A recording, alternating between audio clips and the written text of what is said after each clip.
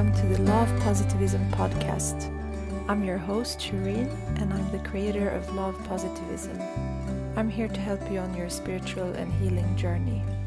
I am a certified yoga and meditation teacher, a student of Chinese medicine, a doula, a Reiki practitioner, and a passionate, highly sensitive person.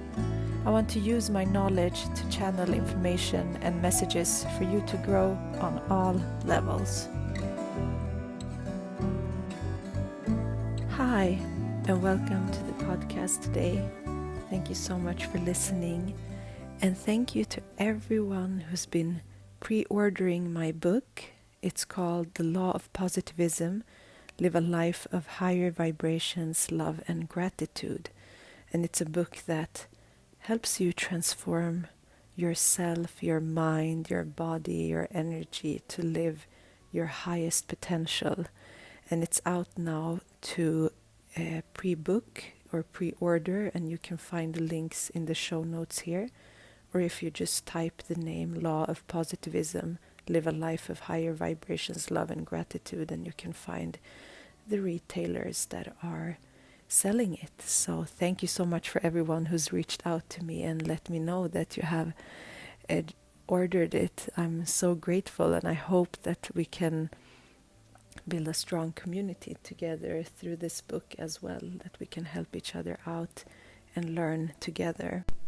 And I'm happy to share with you this week's episode with Dr. Katy Jane. She's an amazing Vedic astrologer.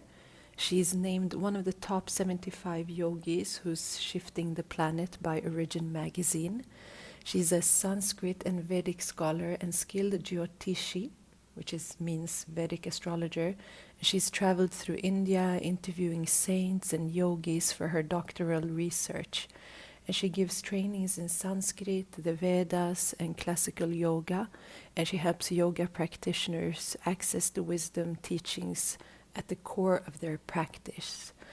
And this episode is so beautiful. I love talking Vedic astrology with Katy, and she lets us know a little bit about the Vedic astrology for this year, 2021. We also talk about the connection between the astrology, yoga, and ayurveda, and how Vedic astrology can help you on your healing path. So I'm really excited to share this episode. If you want to connect with her, you can find her links in the show notes. So enjoy this week's episode. Hi, Katy. Welcome to the podcast. Thanks for having me. I'm so excited to be here. I'm really excited to have you here. And I want to ask you how you stay mindful and present. So that's a really good question, because not always do I stay mindful and present. But I come back to mindfulness. I come back to presence just very simply by a daily practice of meditation. Sometimes people think meditation has to be hard, but I practice a form of meditation that just begins very simply with watching your breath. And when I just sit for 10 minutes or so every morning and evening and just close my eyes and just breathe, it has a biological effect, or a biorhythmic effect, I should say, on my whole day.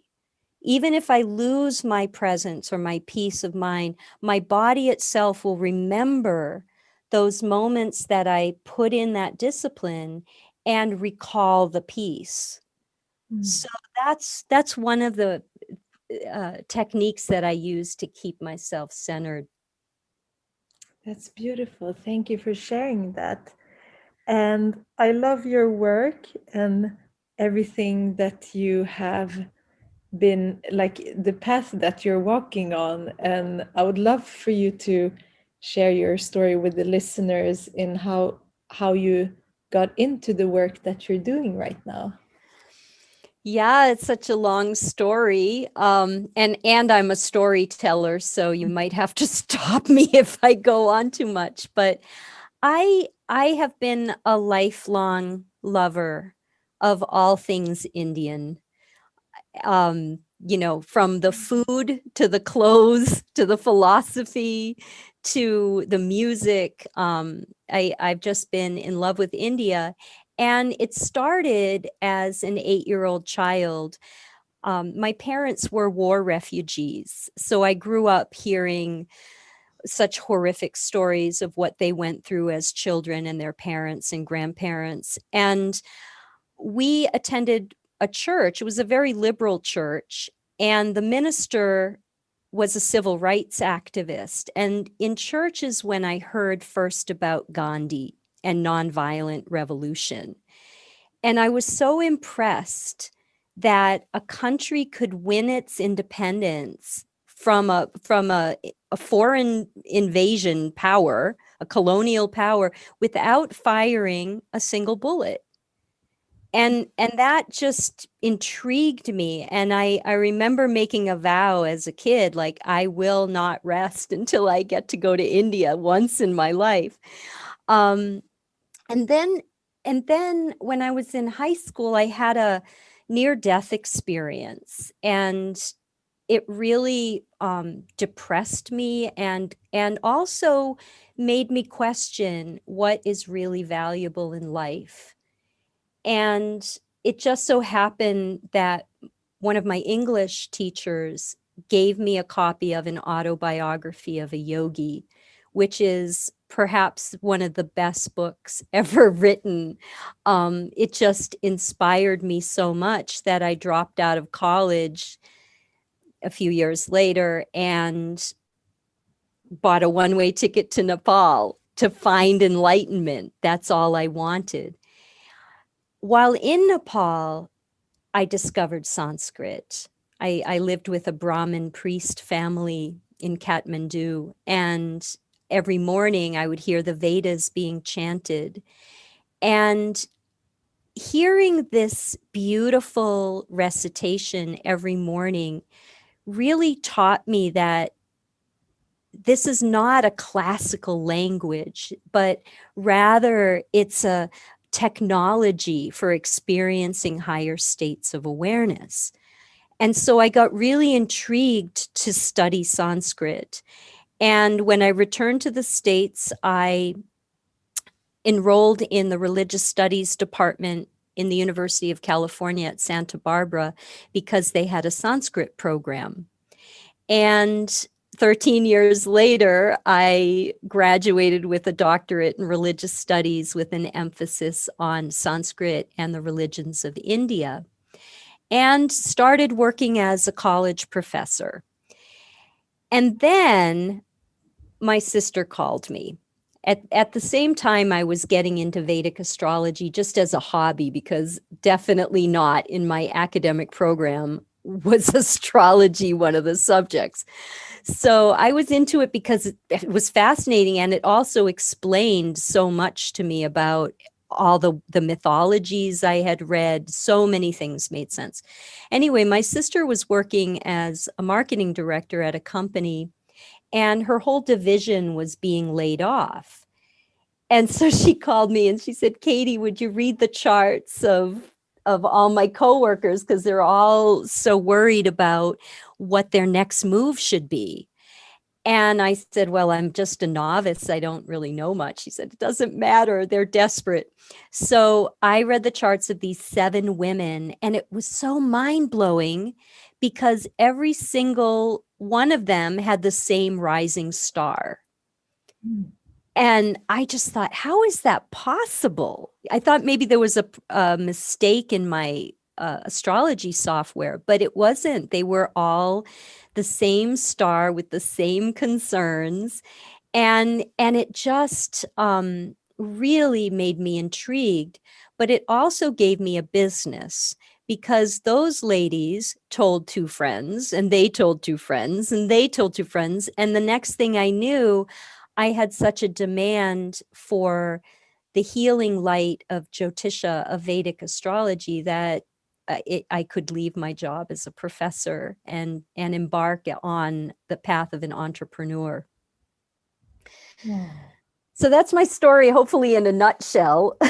Yeah, that's so inspiring. And such a great example of like everything unfolds exactly how it should, because just when we follow that inner, like that inner guidance and yeah, just trust everything, it really turns out so great. And yeah, I love your story. Thank you for sharing.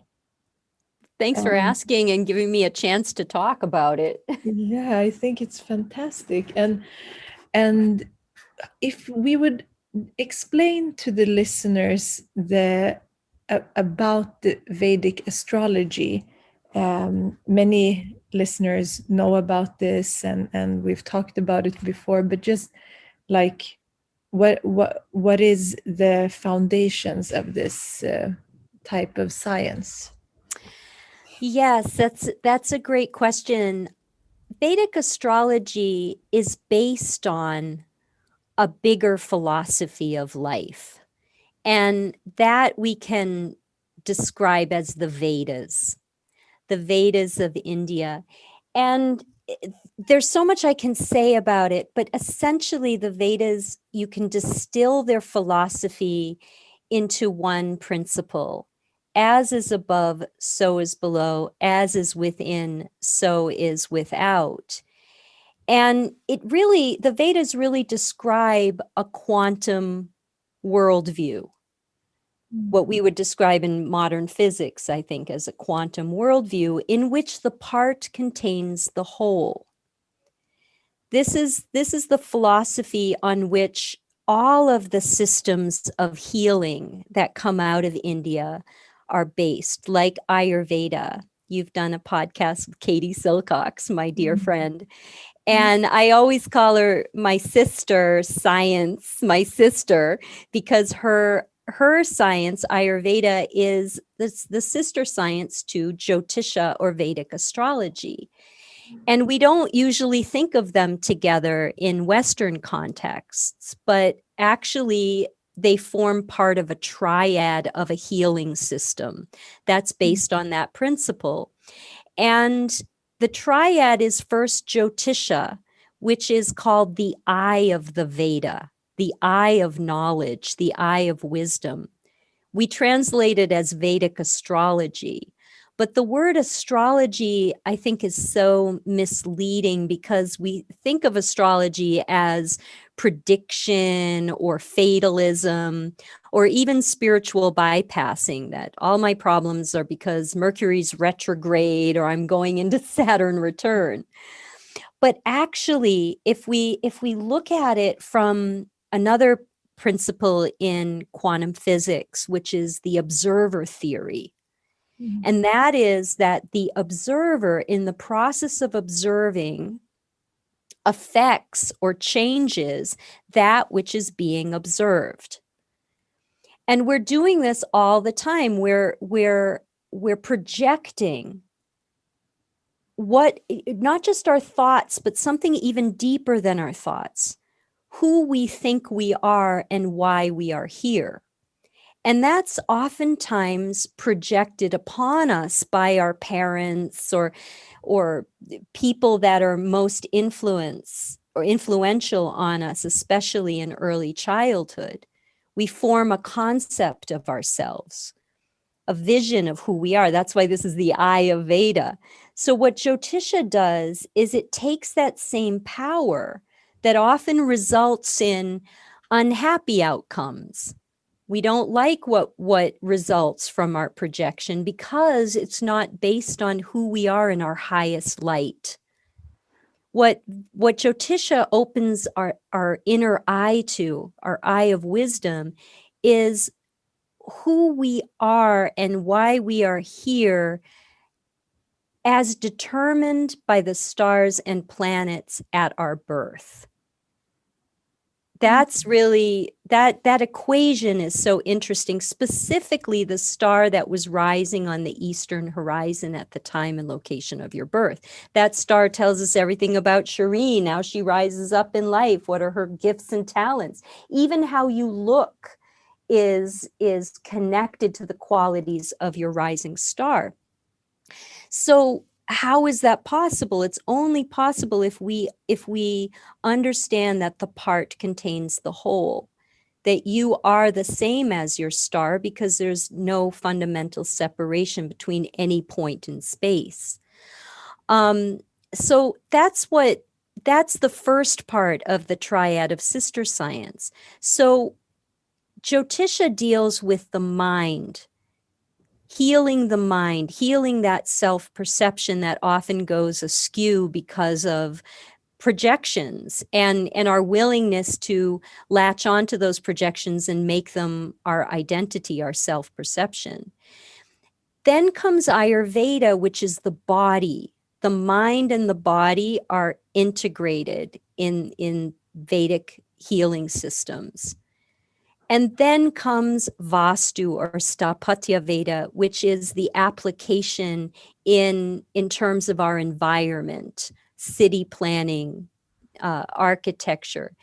And all three of these systems have as their goal what is perhaps best articulated in the first of the sisters, Vedic Astrology: alignment with Dharma, alignment with the natural opportunity that the universe is providing us at every given moment, that is perfection. We don't think it's perfection, so we fall out of alignment. All kinds of things take us out of alignment. That's called vikriti, or going against our natural path or our natural destiny, our dharma, our purpose for being here. Yeah, it's so, this topic is so interesting and so big because there's so many aspects, and yeah, I just love astrology, and I love that it's a part of a holistic system. So Yes. that it's not just like we're connected with everything. We can say that with words, but if we really go deeper into what that means, then nothing is outside of us and everything is a part of us as well as a whole system together. So I really love to understand astrology and how we're all connected. And I really believe in the statement that as above, so below, as below, so above. It's really, it's a powerful like tool and knowledge to have, so we feel that connection as well. And I'm curious of, because I think we have, like when we have these big transitions and changes in the universe, we've seen larger changes in the world as well. And I'm really curious how you as an astrologer have, what view you have of this. We're in the beginning of 2021, so I would love for your insight into this year and what are the major aspects and energies that we can work with. Yeah, this is a big question. I feel like since 2020, since the pandemic started, I feel like one of those weather people on television, giving the forecast when it's a big storm, like the epic storm that nobody's ever seen before. Now, all of a sudden, everybody's tuning into the Weather Channel. It's kind of the same thing about astrology. Everyone, because of the unprecedented weirdness of these past months, everybody wants some kind of certainty. There's a huge interest in astrology as a result. Yeah. This year begins with something very interesting. It's actually a really rare, it's not so rare, but it's pretty significantly unusual occurrence. And that is something called a stellium In Western astrology, it's called a stellium. And that is when there are 4 or more planets all stacked up in a sign. And currently, I'm talking to you in February of 2021, currently there are, I think, 6 planets all stacking the sign of Capricorn, including a very rare transit of Pluto, which we almost never deal with in Vedic astrology because Pluto moves so slowly. It takes Pluto 248 years to complete a round of the zodiac. So usually we don't experience much noticeable influence of that planet until he moves his position. And he moved his position on the 30th of December 2020, just recently. He moved into the Vedic sign of Capricorn, or sidereal Capricorn. In Western astrology, they calculate the zodiac differently. That's a whole other subject. But in any case, Pluto has moved into Capricorn, joining all these other planets, including the planet Saturn. So what does this mean? First of all, a stellium brings all the focus on one thing. And to me, that is the earth.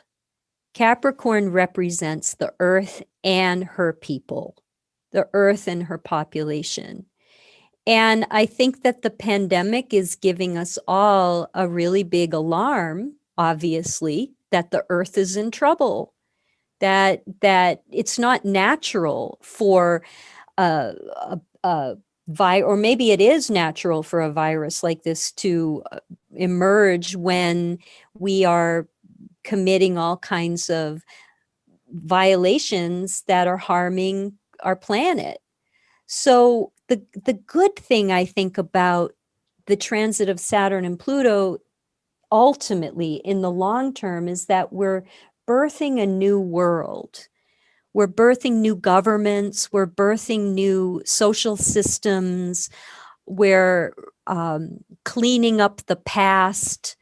I mean, there's so much big change that's obvious. We don't need astrology to see it.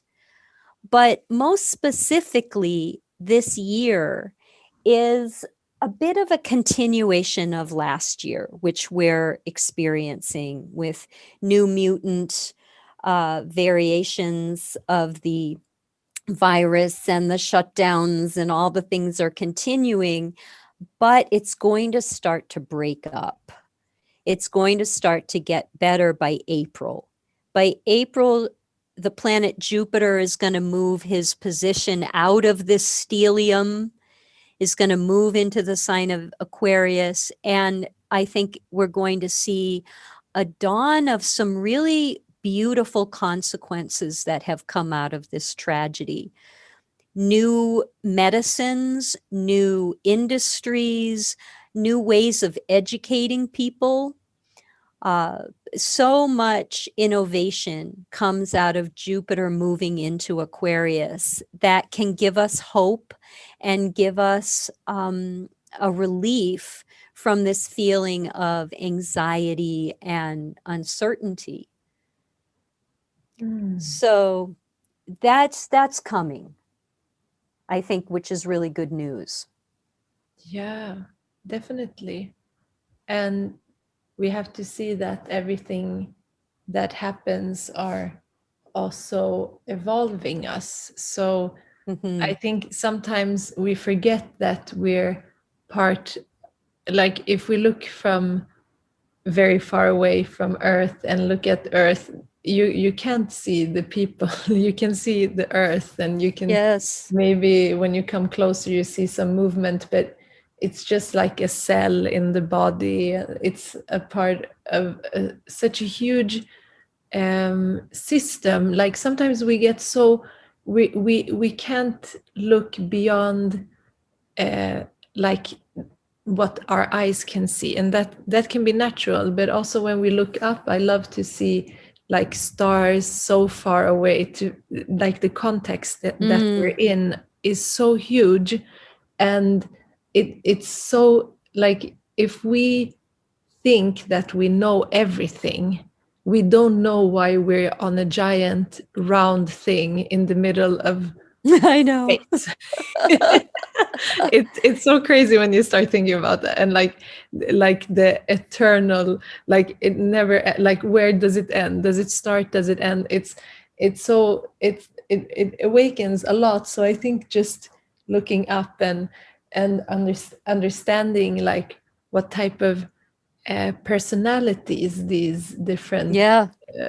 like planets and everything has around us, we can also start having a connection with that. Yes. Oh, yes. You brought up something so beautiful. I mean, yeah, this universe is so enormous, and we're such tiny little specks. Mm. And yet, what I love about Vedic astrology and astrology in general is that it takes something so huge, something so vast, unfathomably vast, and yet relates it to something so intimate to you.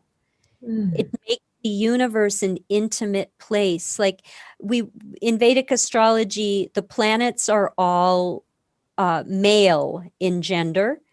Mm. And the stars, the 27 star constellations that make up the zodiac in the Vedic tradition, are all considered to be goddesses, Mm.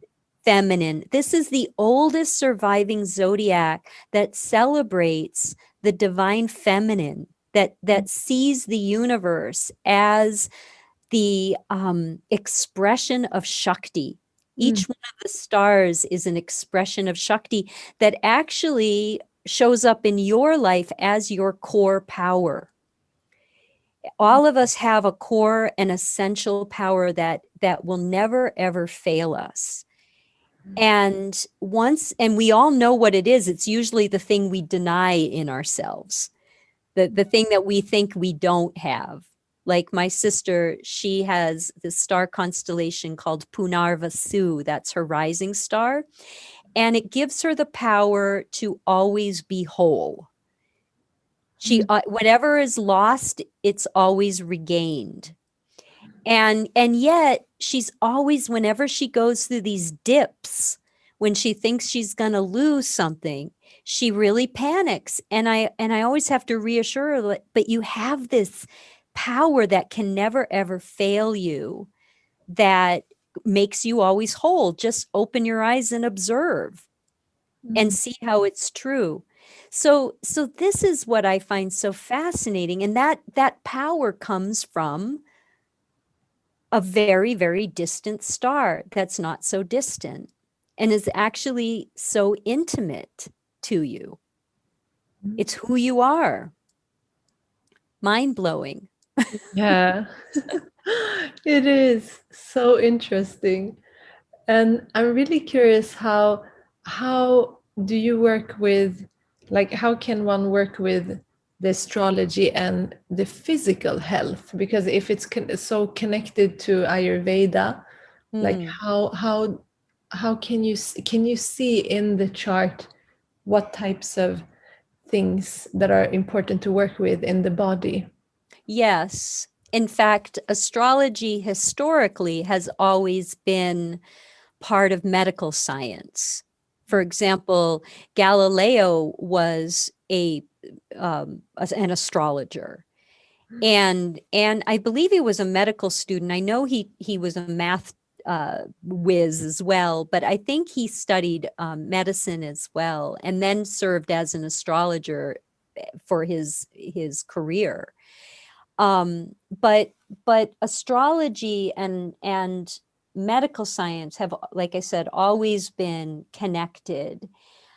You can tell by looking at somebody's chart what kinds of issues they might face and when. And this is how it works with Ayurveda, because Ayurveda is a preventive medicine. It's to avoid the danger not yet come. So if I look in my chart and I can see, oh, wow, I have issues with my heart, for example, I can then take remedial measures to avoid having some kind of problem later on. That's how it can work, or it can be used as a diagnostic. I've had recently a health issue that nobody could figure out amongst my doctors. They really are baffled. They do not understand what it is. But if I look at my chart, I can see clearly, perfectly what the problem is. I'm not sure what the solution is, but I know what the problem is and where it affects me, and perhaps even what might have caused it in my past. So yeah, it can be used like that as well.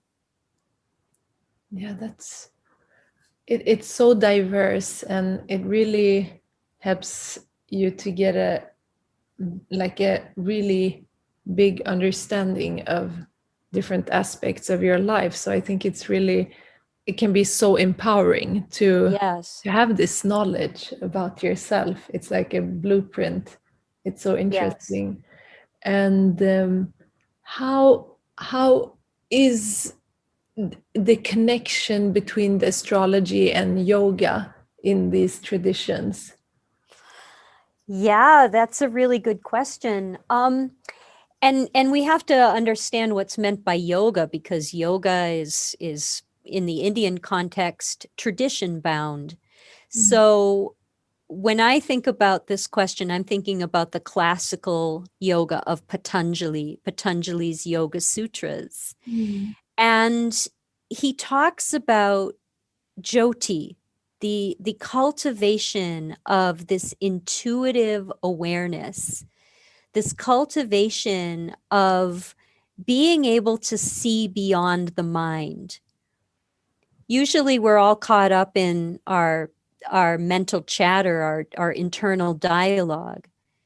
But beyond that is a state of pure being that's conscious, that's aware. And Jyotisha is based on cultivating that kind of intuitive insight, which Patanjali describes as the result of a process that begins actually with sacred sound. In the Vedas, Jyotisha is called one of the limbs of the Vedas. There are 6 limbs, 6 branches of this knowledge. And it begins with how the Veda is taught in traditional India, which is oral. It's an oral tradition. A teacher and a student sit with each other, especially the student is at an age where she loves to learn, like age 4. Age 4 is when 4 or 5 is when a student traditionally learns Sanskrit, learns to chant the Vedas. And it's when kids love to listen and repeat. They love to mimic. And they learn this way through back and forth recitation for 7 years. Well, no, until they're 16. So more like 12 years of study like this, without really knowing what it means philosophically. And that's because what this chanting does is it cultures your nervous system. The human being, it's so interesting that you talked about how small we are compared to the vastness of the universe. And that's really true. We're given this tiny, tiny, tiny little form, and yet it possesses this incredibly sophisticated nervous system that is designed to facilitate higher states of consciousness. We're only using such a fraction of what's available to us. And we just need to awaken the intelligence, the natural intelligence that exists lying dormant within our nervous system. This is what we do in yoga. Yoga is the practice to refine this natural awakening that we're born for, essentially. And it begins in the classical tradition, not with asana, not with all this rigorous, up and down, but through the repetition of mantra, of sacred sound.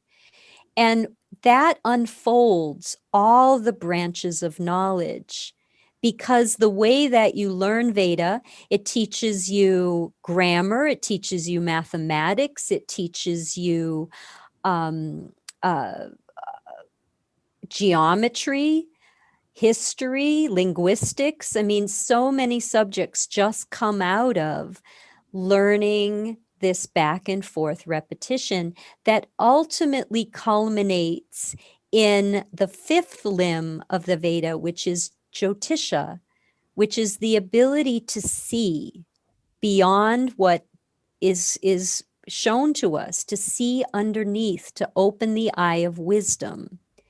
And then the sixth limb of the Vedas is called Kalpa, and that is putting that into action,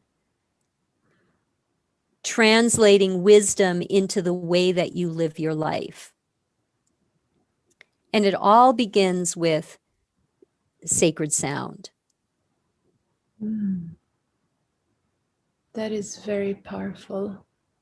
And I love this science behind sound. And if everything is made up from sound and the universe is sound, it really makes sense why we have our voice, why we can communicate with it, but also how we can use it as a tool for meditation, for like channeling. It's really powerful. So thank you for sharing that. Yeah. And I would love for you to share what you're offering right now in terms of like astrology and everything that you're doing. Yeah, well, since the pandemic, I think anybody that is remotely connected with mental health has experienced a huge surge of demand, and including me. I mean, I'm just overwhelmed with requests for readings. And so this past year, I have really poured my energy into helping people to learn themselves. I feel like everybody should be able to read their own chart and the charts of those close to them. That's such valuable information, especially parents with children. Your astrological chart is your owner's manual that comes with you when you're born. So it's really helpful to know what the aptitudes are of your child and how to encourage them and help them. So I have created opportunities for people to study with me and learn Vedic astrology.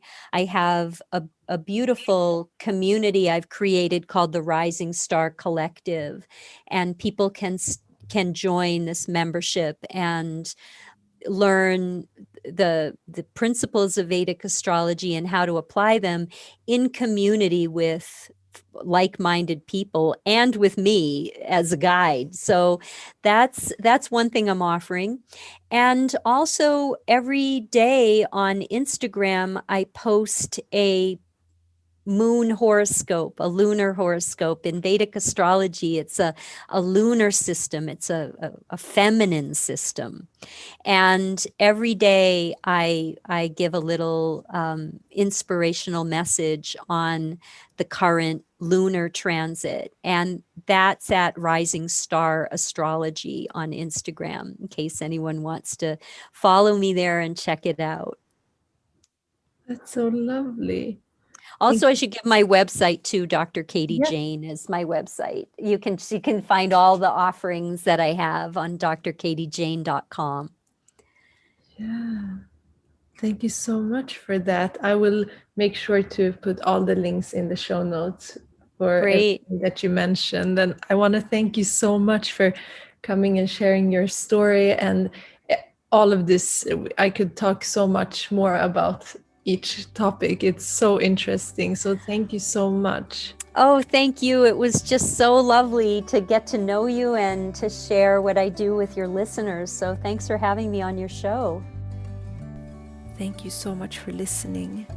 I hope this episode helped you to just get some more insights into what astrology is. I love astrology, and I want to just remind you that I have meditations and a yoga class on my YouTube channel that you can practice to connect with yourself, your mind, your body. And my YouTube channel is also called Law of Positivism.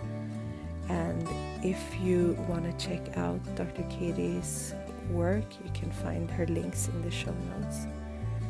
So let's just take a deep breath in through the nose and exhale out through the mouth. And namaste.